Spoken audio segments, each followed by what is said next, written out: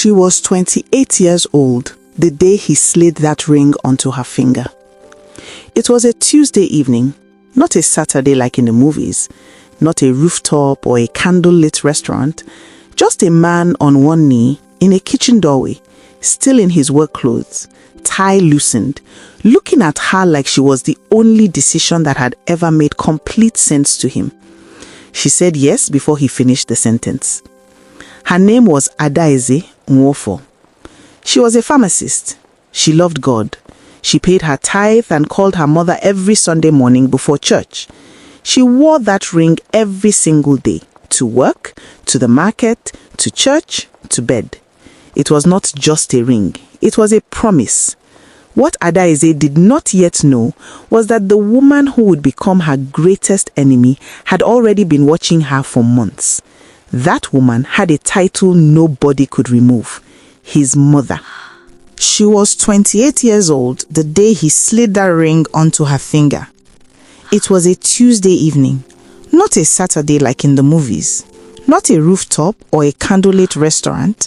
It was a Tuesday in her small rented apartment in Surulere, with jollof rice on the stove and the television playing a program neither of them was watching.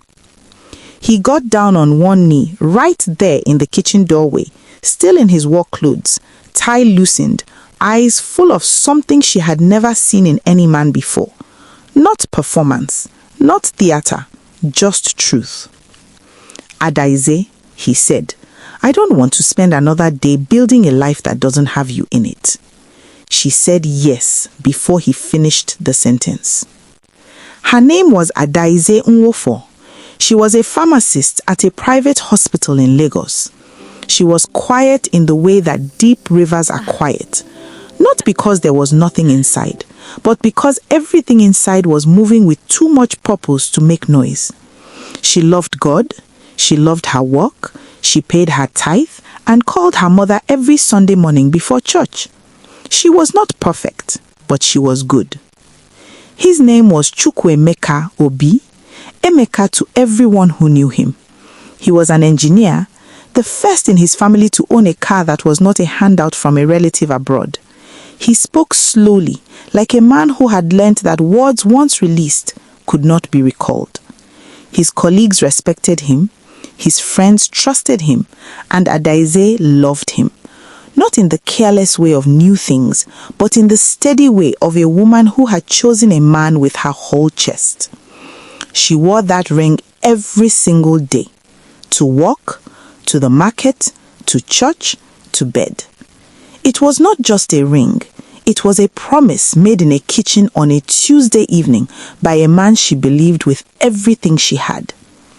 What Adaeze did not yet know, what nobody had warned her about, was that the woman who would become her greatest enemy had already been watching her for months, studying her, measuring her, finding the exact places where she could be broken. That woman had a title in Emeka's life that nobody could remove: his mother. Her name was Chief Mrs. Ngozi Obi, and she was not a simple woman. She had raised 3 children alone after her husband died when Emeka was 11 years old. She had sold fabric in Onitsha market, carried loads on her back, slept in the shop when rent was due. She had fought for her children with the kind of ferocity that leaves permanent marks on a person's soul. Nobody could take that from her. Nobody could question what she had sacrificed. But somewhere along the years of fighting, something in Ngozi Obi had calcified. Something that was once love had become possession. Something that was once protection had become control. She did not know where the line was anymore between caring for her son and owning him. She had given too much to now release what she believed was hers. When Emeka first told her about Adaeze, she smiled. That smile should have been the first warning. Ngozi Obi never smiled at things she truly approved of. She smiled at things she had already decided she was going to handle, quietly, in her own time, in her own way. She met Adaeze twice before the introduction. Both times she was warm, generous, loud with laughter. She called her my daughter before the engagement was even official. She sent her asoebi fabric. She asked for her measurements. She pressed her hand at the door and said, "I have been praying for a woman like you for my son." And Adaeze, who had been raised to believe that a man's mother was sacred, a woman to be served, respected, and prayed for, believed every single word. She went home after that first meeting glowing. She called her own mother and said, "Mama, his mother is wonderful. I think everything is going to be fine." She had no reason not to believe it. The woman had smiled. The woman had called her daughter. The woman had looked her in the eyes and said, "Welcome home." What was there to doubt in any of that? But in the market, in the church women's group, in quiet phone calls late at night to her sister in Asaba, Ngozi Obi was saying something entirely different. "That Adaeze is not for my son," she told her sister. "She's too educated, too independent. Her own family has nothing. She looks at Emeka like she is doing him a favor. My son deserves a woman who will serve his family, not compete with it." Her sister said, "But Ngozi, the boy loves her." "He loves her today," she replied quietly. "Men always love what they do not yet fully have. By the time I finish, he will understand." Nobody told Adaeze what was being said in those phone calls. Nobody warned her what was being said. Planned behind the warmth and the asoebi and the pressed hands at the door. And so she continued to wear that ring, to smile, to plan her wedding in her heart with the certainty of a woman who believed love was enough. It was enough. But love, Adaeze would soon discover, does not always protect you from the people who claim to share it. The introduction was scheduled for the third Saturday in April. Adaeze and her family had been preparing for 5 months. Her mother had fasted 3 days a week for the union. Her aunties had purchased their lace. Her father, a retired school teacher who struggled to walk without a cane, had arranged to travel from Enugu for the first time in 2 years, just to sit in that hall and watch his daughter be formally presented to the man who would love her for life. The hall was booked. Blessed Grace Event Center, Onitsha. Capacity 300. Deposit paid. Receipt collected. Date confirmed. 4 weeks before the introduction, Adaeze called the hall to finalize the seating arrangement. The woman on the phone was pleasant, cross-referencing bookings, confirming names. Then she paused. "I'm sorry, ma," the woman said carefully. "Did you say Obi family for the third Saturday in April?" "Yes," Adaeze said. "Obi and Norfor, introduction ceremony." Another pause. Longer. Heavier. "Ma, there is an Obi booking here for the third Saturday, but the names listed are Obi and Eze. It says here, introduction for Chukwuemeka Obi and Miss Chiamaka Eze. The deposit was paid by a Chief Mrs. Ngozi Obi." The phone nearly slipped from her hand. She asked the woman to repeat what she had said. The woman repeated it, slowly, clearly, every word landing like something falling from a great height. Adaeze thanked her, ended the call, and sat on the floor of her bedroom for 11 full minutes without moving. The same hall, the same date, the same family name, a different woman entirely. Emeka's mother had not simply disapproved of Adaeze in private, she had gone further than disapproval.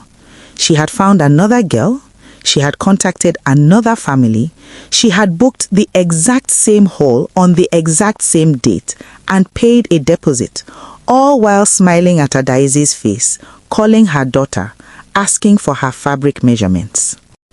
She had done all of this while Adaeze was still wearing his ring, while her father was packing his bag in Enugu, while her mother was fasting, while her aunties were ironing their lace, while Adaeze herself was calling the hall to confirm the seating arrangement for the happiest day of her family's year. Ngozi Obi had looked at all of that and decided it was not her problem. Adaeze did not call Emeka immediately. She was not the kind of woman who acted from inside a wound. She sat with the pain. She prayed, not for revenge, but for clarity. She cried once, quietly, into a towel, so the sound would not escape the room. Then she dried her face, picked up her phone, and called her oldest aunt, the one who had buried 2 husbands and survived both funerals with her dignity still completely intact. "Auntie," she said, "I need to tell you something, and I need you to tell me the truth about what to do." When Adaeze told Emeka what she had discovered, he did not believe her at first. Not because he thought she was lying, but because the mind, when confronted with a betrayal of this scale from a person it loves deeply, will spend the first 60 seconds trying every possible alternative explanation before it is forced to accept the obvious one. "Maybe it's a mistake," he said. "Maybe they all mixed up names. Maybe someone else with our family name." "Emeka," Adaeze said quietly, "the booking is in your mother's name, with your family contact number. The deposit was paid by Chief Mrs. Ngozi Obi. I have the name of the other family. I have the girl's name." Silence. He called his mother that same evening. She did not deny it. What she said instead was this: "Emeka, I am your mother. I carried you. I buried your father alone and raised you with my own 2 hands. I know what is good for you better than any woman with a ring on her finger. Ngozi Obi is from a good family. Her people have character. She is humble. She will not compete with you or make you feel small inside your own house. I did what I did because I love you. Everything I have ever done has been because I love you." Emeka held the phone against his ear and said nothing for a long time. Then he said very slowly, "Mama, you booked a hall." Not as a question, as a statement.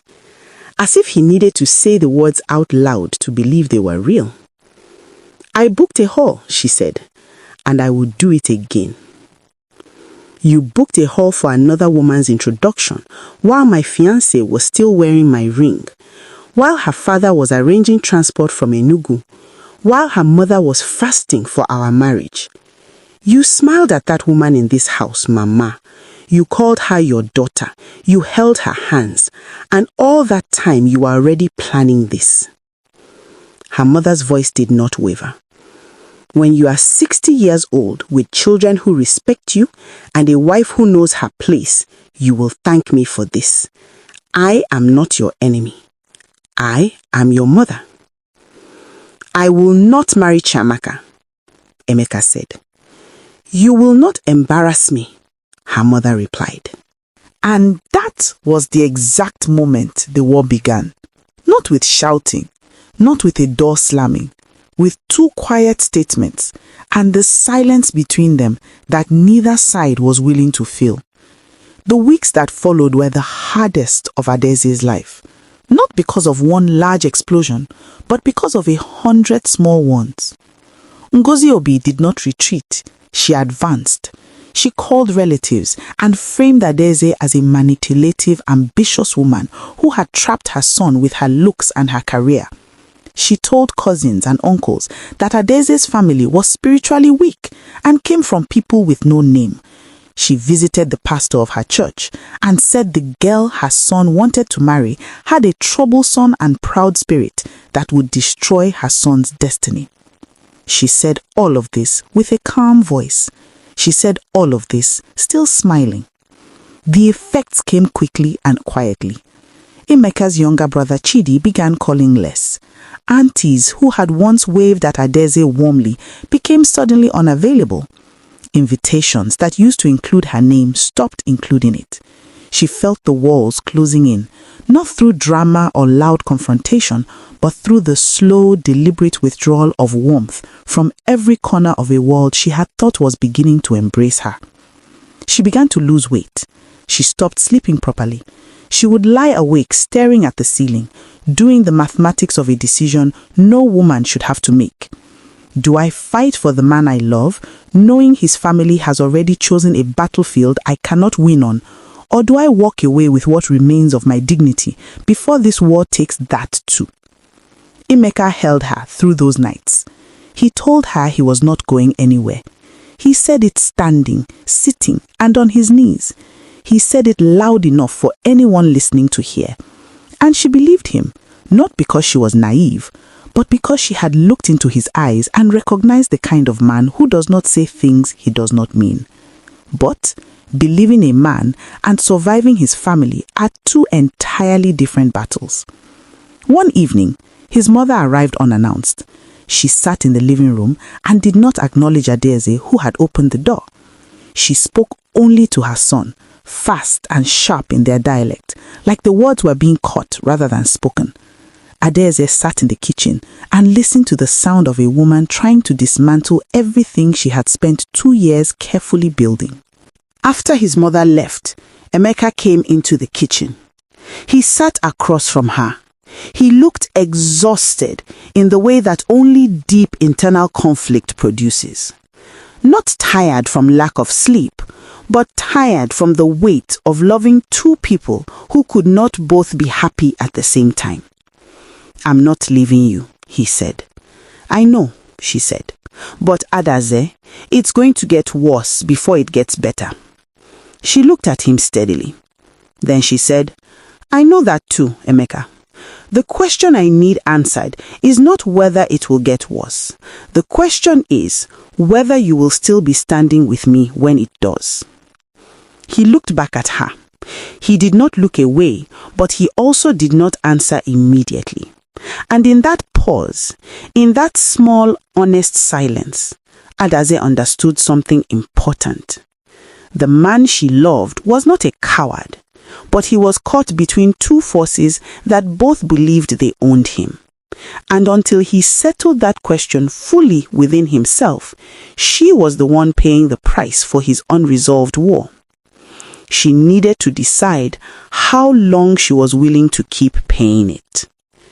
There is a particular kind of silence that comes before a woman makes a decision she will never regret. It is not the silence of confusion. It is not the silence of surrender. It is the silence of a woman who has done all the crying that needed to be done, who has prayed all the prayers that needed praying, and who has finally arrived at a place of perfect internal clarity. A place where she knows, without noise, without rage, without performance, exactly what she is worth. Adaeze arrived at that silence on a Sunday morning. She was sitting in church.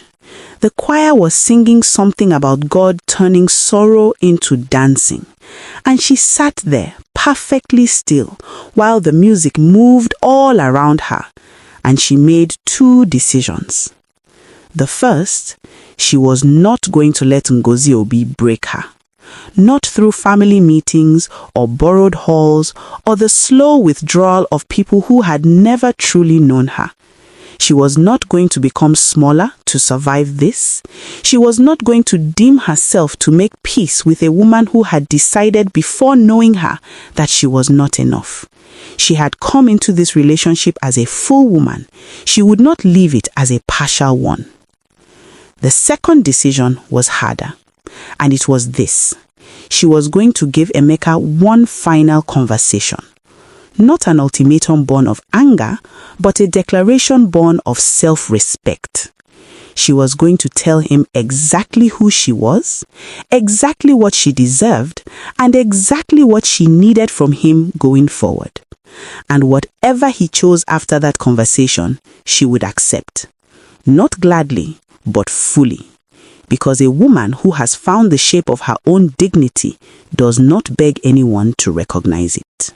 That evening she cooked, not because she was performing anything, but because cooking had always been how she organized her deepest thoughts.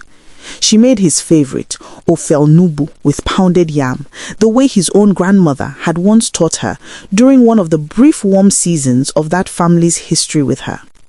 She set the table properly. She lit no candles. This was not a seduction. This was a reckoning. When they sat down and he reached for the food, she said, "Emeka, before we eat, I need to tell you something, and I need you to hear me, not as the man who loves me, but as the man who has to choose." He put down his spoon. He looked at her. He waited.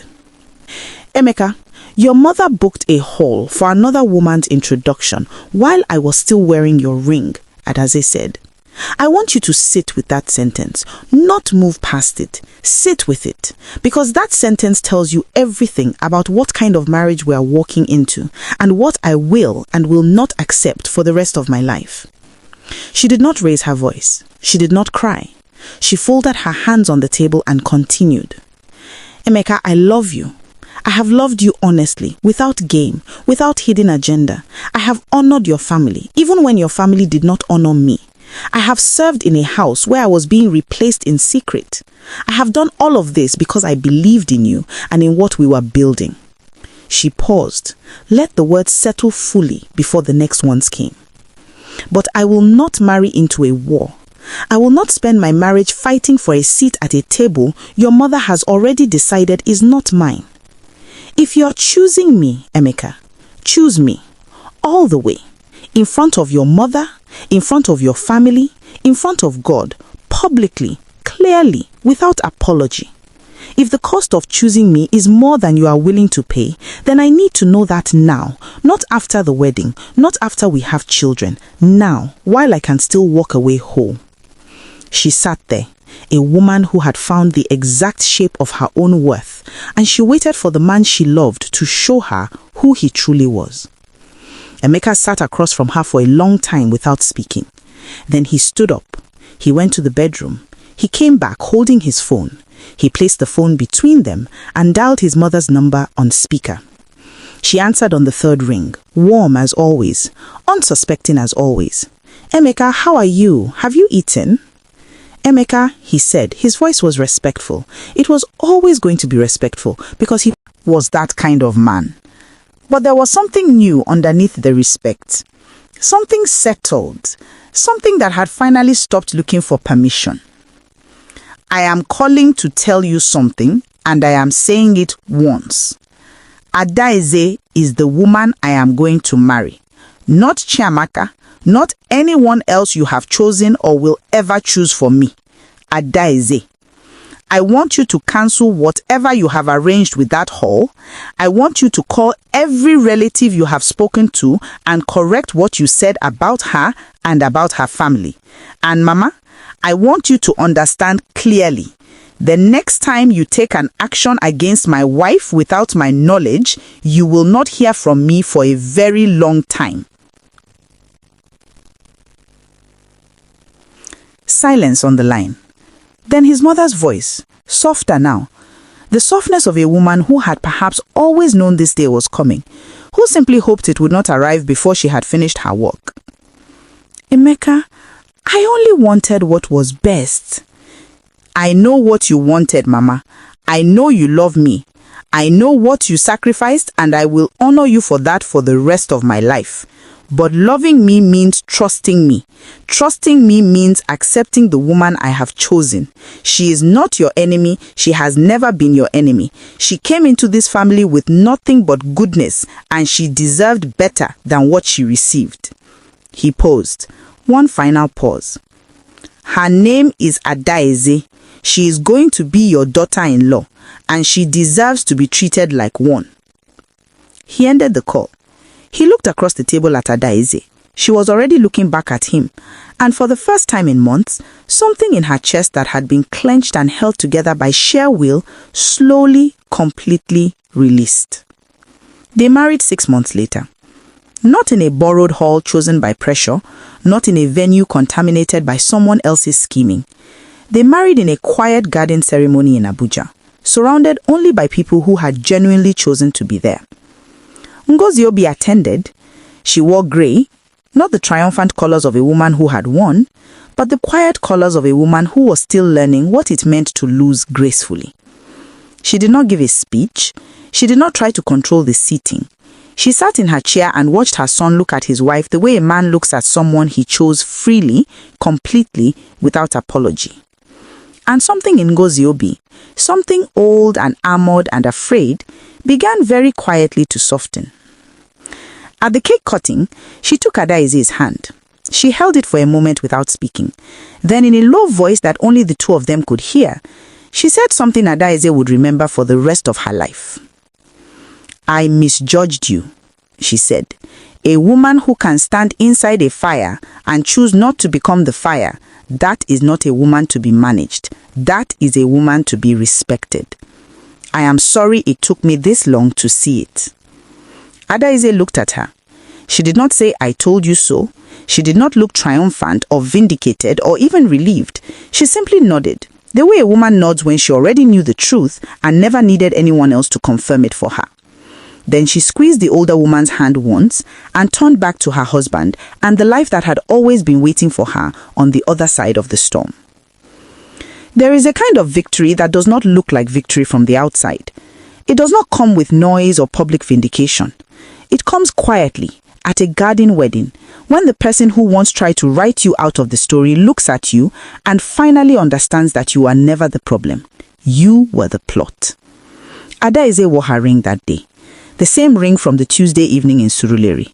She had never taken it off, not during the betrayal, not during the war, not during any of the long nights when it would have been so much easier to place it on the dresser and walk away from a fight that was not of her making.